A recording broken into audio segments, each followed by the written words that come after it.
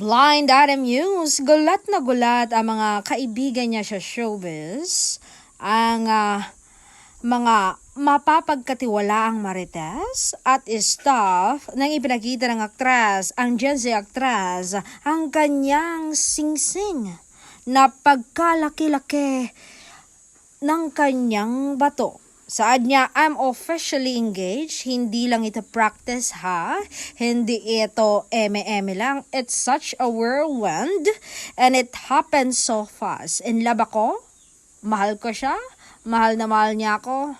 And eto na.